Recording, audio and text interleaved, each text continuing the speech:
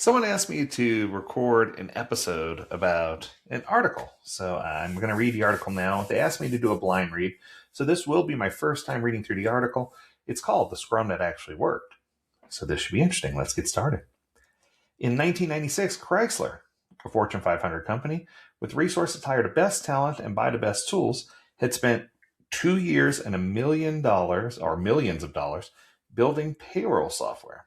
It hadn't printed a single paycheck. The project was called C3, Chrysler Comprehensive Compensation.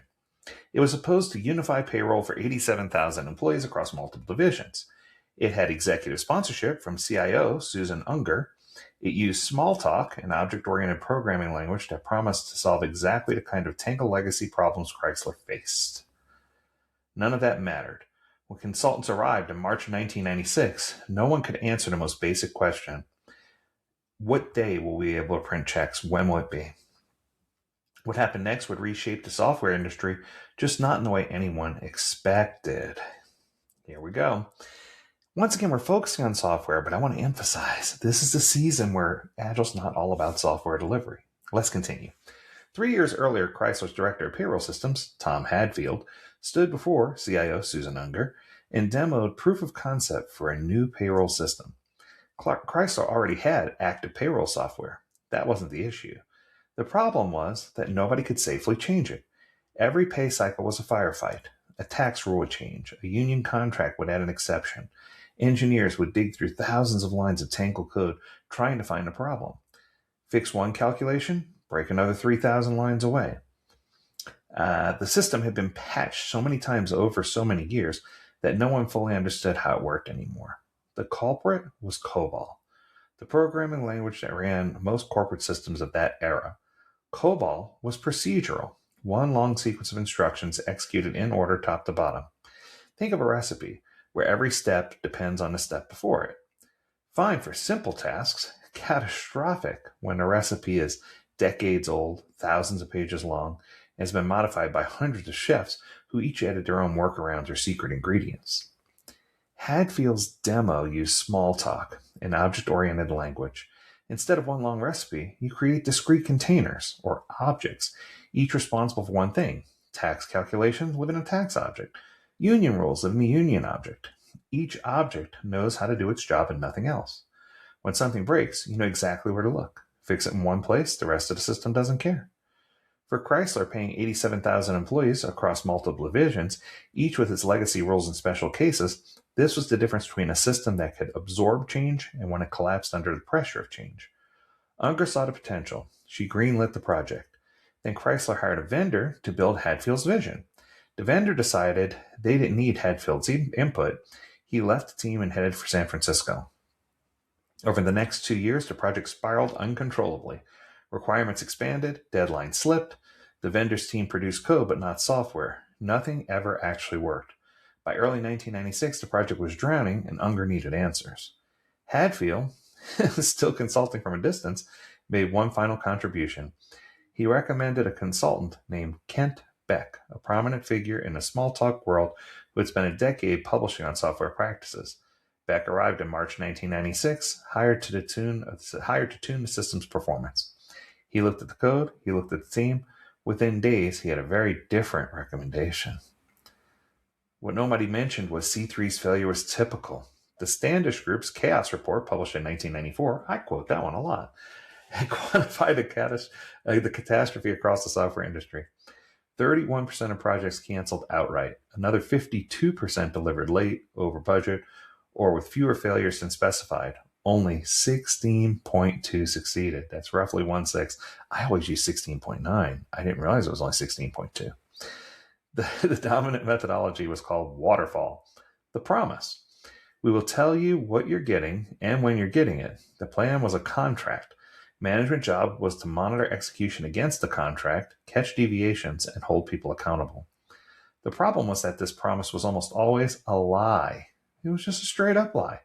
It wasn't deliberate. It wasn't deliberate at all. It was just a structural promise. Frederick Brooks had diagnosed it 2 decades earlier.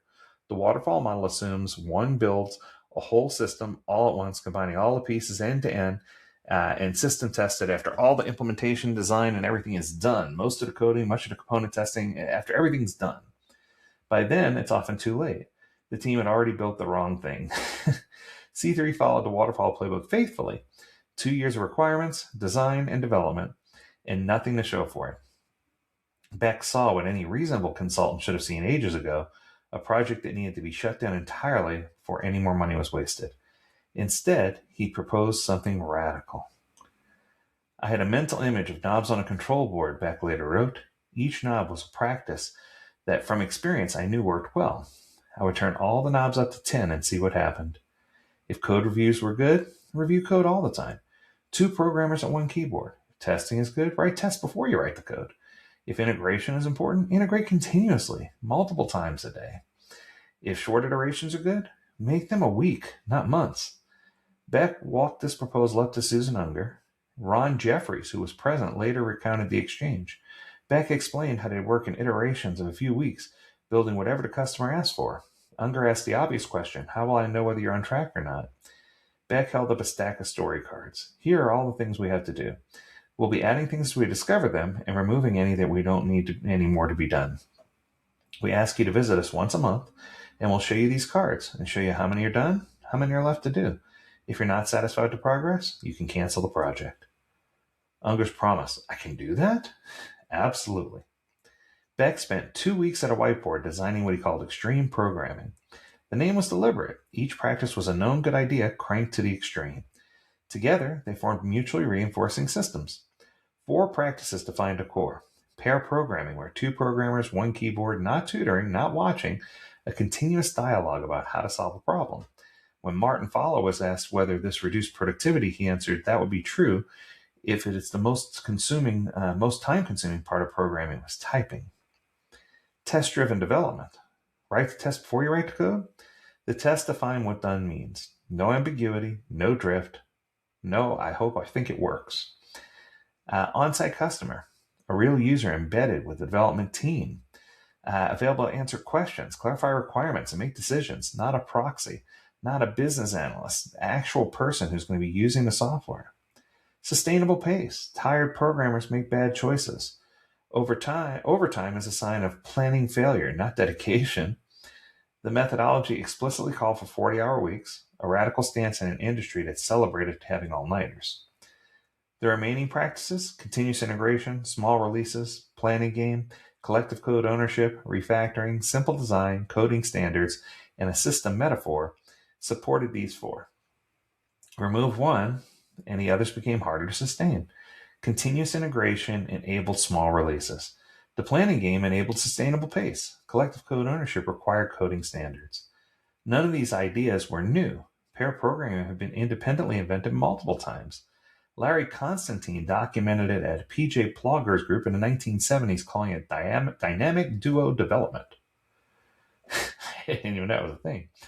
The first had advocates, iterative development, and had been done for decades. Beck's innovation was putting them together in a package where each practice reinforced the others. Back to the story here. Beck recruited Ron Jeffries to help coach the team. They started over from scratch. 2 entire years of work, code, and documentation were tossed straight into the bin, never to be seen again. 11 months later, C3 went live. It started paying 10,000 employees. The team had roughly the same number of test assertions as they did lines of code. Defect rates were, in Jeffries' words, very low. The difference showed up in small moments. A change request would come in, a new tax rule, an edge case, and nobody flinched. Write a test. Change the object, run the suite, deploy. What used to take weeks now took hours. The team had stopped being afraid of their own code. This was not supposed to be possible. A project that had failed for 2 years was not supposed to ship in 11 months. A methodology designed on a whiteboard was not supposed to work the first time it was tried. The industry's 1 in 6 success rate was not supposed to be beaten by a team that had already failed before. Word spread. Beck, Jeffries, and their collaborators, Ward Cunningham, Martin Fowler, and others, began writing and speaking about what they'd done. They called it extreme programming, or XP for short.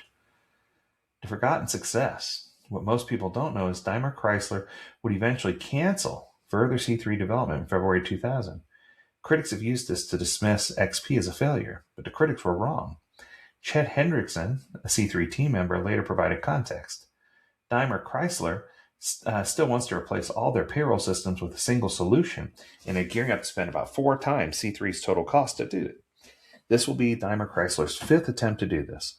C3 is the only one to ever go live. 5 attempts, only XP shipped. The system kept paying employees for 4 years after the development stopped. But there were real problems worth examining. Marie D'Arminant, the payroll supervisor who served on C3's on-site customer, had been extraordinary, writing user stories, assigning priorities, approving acceptance tests. The team took her for granted.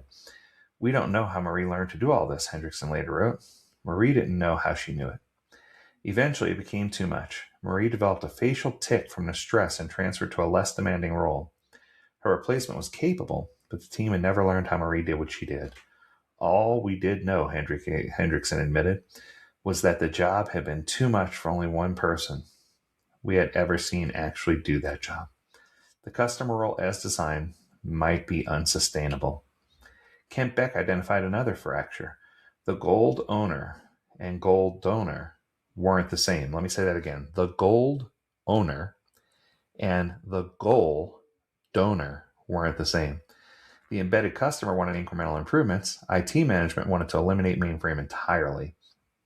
If the people who tell you what to do don't agree with the people who evaluate what you're doing, you're stuffed. You're done. And these were real vulnerabilities. But still, they didn't kill this. It wasn't until the manifesto came through in 2001 to help clarify some things and to help gather all these lightweight things together to help align and figure out what we're doing. Then in 2002, Ken Schwaber and Mike Cohn founded Scrum Alliance and put together a program for certified Scrum Masters and certified product owners. The scoop is, this is a history lesson over time to tell you that it all started with one idea: improve patterns, improve systems, improve software. And if we can get to the point where we can acknowledge that it's not one right and all wrong, and we can learn about the Agile landscape, that's when we're going to be better at creating better products and services over time. I encourage you to visit the AgileDad website and download the latest 2026 Agile Landscape solution. It's absolutely awesome and you'll love it. Until next time, I encourage you to stay healthy, stay well, and stay agile, my friends. Do take care. Bye now.